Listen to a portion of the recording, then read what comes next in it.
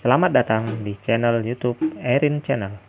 Pada kesempatan ini, kami akan membahas mengenai sejarah singkat Pancasila sebagai dasar negara Kesatuan Republik Indonesia. Tapi sebelum itu, silahkan tekan tombol subscribe agar informasi terbaru dari Erin Channel dapat tersampaikan kepada Anda. Tahapan perumusan Pancasila sebagai dasar negara Kesatuan Republik Indonesia. Pada Perang Dunia Kedua, Jepang menunjukkan kekuatannya dengan berperang melawan Amerika Serikat. Pada tanggal 8 Desember 1941, Jepang mengebom Pearl Harbor, pangkalan militer Amerika Serikat di Samudra Pasifik. Kemenangan Jepang di Pearl Harbor dan tempat lainnya mendorong Jepang melebarkan sayapnya ke Asia Tenggara. Jepang ingin mengalahkan Amerika Serikat dan sekutu-sekutunya, yakni Inggris, Belanda, dan Australia. Masuknya Jepang ke Indonesia pertama kali datang pada tanggal 11 Januari 1942 lewat Tarakan, Kalimantan Timur. Pasukan Hindia Belanda terpukul mundur. Kemudian, pada tanggal 24 Januari 1942, Balikpapan jatuh ke tangan Jepang, menyusul Pontianak, Samarinda, dan Banjarmasin. Jepang menurunkan pasukan payung di Palembang dan berhasil menguasai kota itu hanya dalam waktu 2 hari.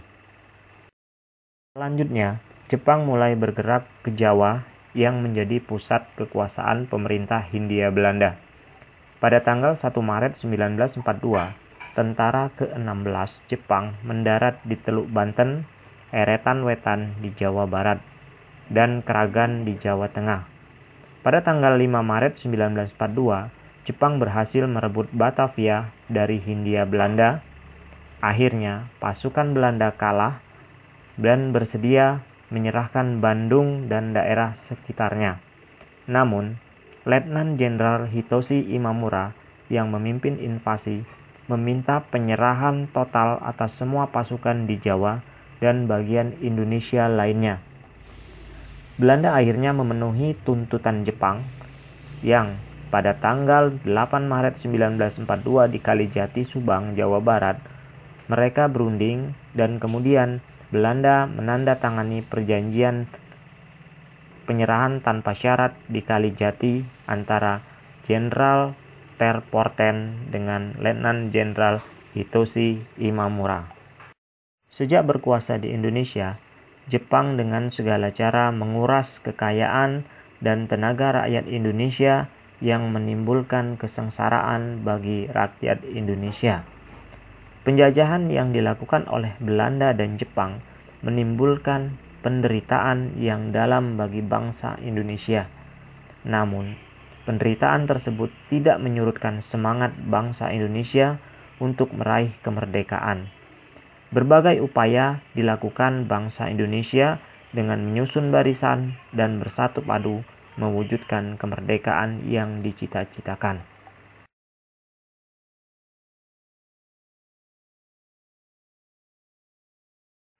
Selain itu, Jepang juga membentuk berbagai organisasi semi-militer yang bertujuan untuk membantu Jepang dalam melawan sekutu dalam Perang Asia Timur Raya, yang mana keterampilan dalam organisasi-organisasi tersebut nantinya sangat berguna bagi bangsa Indonesia untuk merebut kemerdekaan dan mempertahankan kemerdekaan di kemudian hari. Kekalahan Jepang dalam Perang Dunia Kedua atau Perang Asia Timur Raya memberi peluang bagi bangsa Indonesia untuk mewujudkan kemerdekaannya. Jepang telah meyakinkan akan janjinya terhadap bangsa Indonesia untuk dimerdekakan dengan membentuk Badan Penyelidik Usaha-usaha Persiapan Kemerdekaan Indonesia atau yang lebih atau sering disingkat dengan BPUPKI. Dalam bahasa Jepang, berarti Dokuritsu Junbi Chosakai. Jenderal Kumakichi Harada merupakan komandan pasukan Jepang di Jawa dan mengumumkan pembentukan BPUPKI. Lalu pada tanggal 28 April 1945 diumumkan pengangkatan anggota BPUPKI tersebut. Upacara peresmiannya digelar di gedung Chuo Sangi In di Pejambon, Jakarta. Sekarang Gedung Departemen Luar Negeri. BPUPKI beranggotakan 67 orang, termasuk 7 orang Jepang dan 4 orang Cina dan Arab. Jabatan Ketua BPUPKI adalah Rajiman Weddio Diningrat. Wakil Ketua BPUPKI adalah Ichibangase dari Jepang dan sebagai sekretarisnya adalah RP Suroso. Setelah terbentuk, BPUPKI segera mengadakan persidangan. Masa persidangan BPUPKI dimulai pada tanggal 29 Mei 1945 sampai dengan 1 Juni 1945. Di masa persidangan, BPUPKI membahas rumusan dasar negara untuk Indonesia merdeka. Pada persidangan pertama, terdapat berbagai pendapat mengenai dasar negara yang dipakai di Indonesia. Pendapat-pendapat rumusan dasar negara Indonesia disampaikan oleh Mr. Muhammad Yamin, Mr. Supomo, dan Insinyur Soekarno. Mr. Muhammad Yamin menyatakan pemikirannya mengenai dasar negara Indonesia merdeka yang di hadapan sidang BPUPKI tanggal 29 Mei 1945. Pemikiran Muhammad Yamin diberi judul Asas dan Dasar Negara Kebangsaan Republik Indonesia. Usulan rumusan dasar negara tersebut intinya adalah 1. Pri kebangsaan, 2. Pri kemanusiaan, 3. Pri ketuhanan, 4. Pri kerakyatan, 5. Kesejahteraan rakyat. Selanjutnya, Mr. Supomo mengemukakan usulan rumusan dasar negara di sidang BPUPKI pada tanggal 31 Mei 1945. Dari pemikiran tersebut merupakan penjelasan-penjelasan masalah mengenai hubungan dasar negara Indonesia di mana negara dibentuk hendaklah integralistik berdasarkan hal-hal berikut. 1. Persatuan, 2. Kekeluargaan, 3. Keseimbangan lahir dan batin, 4. Musyawarah, 5. Keadilan sosial.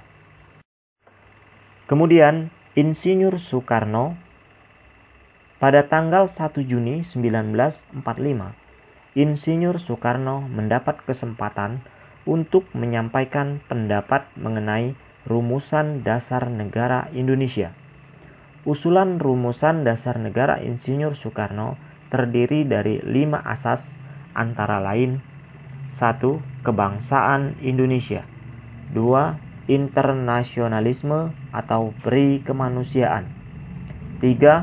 Mufakat atau demokrasi, 4. Kesejahteraan sosial, 5. Ketuhanan yang Maha Esa. Pada persidangan pertama BPUPKI berakhir, namun rumusan dasar negara Indonesia untuk merdeka belum terbentuk, padahal BPUPKI akan reses atau istirahat 1 bulan penuh. Maka dari itu, BPUPKI membentuk panitia perumus dasar negara yang anggota terdiri dari 9 orang yang disebut dengan Panitia 9. Tugas Panitia 9 adalah menampung berbagai aspirasi mengenai pembentukan dasar negara. Anggota Panitia 9 terdiri atas Insinyur Soekarno, Ketua, Abdul Muzakir, DRS Muhammad Hatta, Abdul Wahid Hashim, Mr. Muhammad Yamin, Haji Agus Salim, Ahmad Subarjo, Abi Kusno Cokro Suryo, dan AA Maramis. Kerja keras dan cerdas dari Panitia 9 membuahkan hasil di tahun 1945 tanggal 22 Juni yang berhasil merumuskan dasar negara untuk Indonesia merdeka. Rumusan itu oleh Mr. Muhammad Yamin diberi nama Piagam Jakarta atau Jakarta Charter. Pada tanggal 18 Agustus 1945, PPKI mengadakan sidangnya yang pertama. Pada sidang ini, PPKI membahas konstitusi negara Indonesia, presiden dan wakil presiden Indonesia, serta lembaga yang membantu tugas presiden Indonesia. PPKI membahas konstitusi negara Indonesia dengan menggunakan naskah Piagam Jakarta yang telah disahkan oleh BPUPKI. Namun, sebelum sidang dimulai, Bung Hatta dan beberapa tokoh Islam mengadakan pembahasan sendiri untuk mencari penyelesaian masalah kalimat ketuhanan dan kewajiban menjalankan syariat Islam bagi pemeluk-pemeluknya. Tokoh-tokoh Islam yang membahas adalah Ki Bagus Hadikusumo, Kasman Singodimedjo, Kiai Haji Abdul Wahid Hasyim, dan Teuku Muhammad Hasan. Mereka perlu membahas hal tersebut karena pesan dari pemeluk agama lain dan terutama tokoh-tokoh dari Indonesia bagian timur yang merasa keberatan dengan kalimat tersebut diubah. Dalam waktu yang tidak terlalu lama, dicapai kesepakatan untuk menghilangkan kalimat dengan kewajiban menjalankan syariat Islam bagi pemeluk-pemeluknya. Hal ini dilakukan untuk menjaga persatuan dan kesatuan bangsa Indonesia. Pada sidang pertama PPKI, rancangan Undang-Undang Dasar hasil kerja BPUPKI dibahas kembali. Pada pembahasannya terdapat usulan perubahan yang dilontarkan kelompok Hatta. Mereka mengusulkan dua perubahan sebagai berikut. 1. Sila pertama yang semula berbunyi ketuhanan dengan kewajiban menjalankan syariat Islam bagi pemeluk-pemeluknya diubah menjadi ketuhanan yang Maha Esa. 2. Bab 2 Undang-Undang Dasar Pasal 6 yang semula berbunyi Presiden ialah orang Indonesia yang beragama Islam diubah menjadi Presiden ialah orang asli Indonesia. Rancangan hukum dasar yang diterima BPUPKI pada tanggal 17 Juli 1945 setelah disempurnakan oleh PPKI disahkan sebagai Undang-Undang Dasar Negara Indonesia. Undang-Undang Dasar itu kemudian dikenal sebagai Undang-Undang Dasar 1945. Sistematika UUD 1945 terdiri atas 1. Pembukaan, Mukadimah atau Preambul. Undang-Undang Dasar 1945 terdiri atas 4 alinea. Pada alinea keempat, UUD 1945 tercantum Pancasila sebagai dasar negara yang berbunyi sebagai berikut. 1. Ketuhanan yang Maha Esa. 2. Kemanusiaan yang adil dan beradab.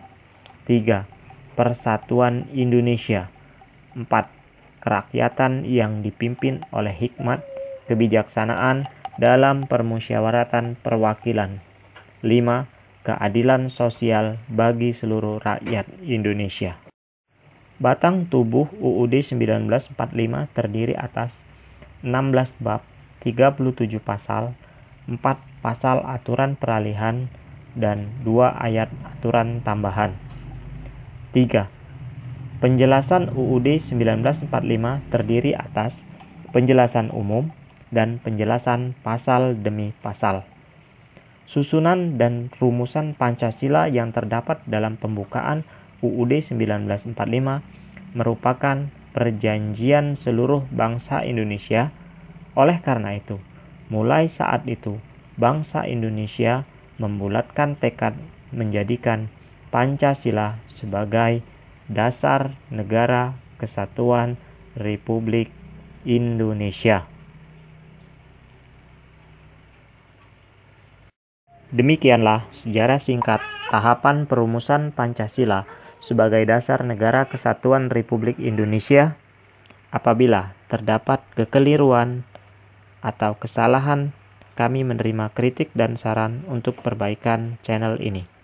Jangan lupa, sebagai ucapan terima kasih, silakan tekan tombol subscribe agar informasi terbaru dari Erin Channel dapat tersampaikan pada Anda. Jangan lupa tekan subscribe. Terima kasih.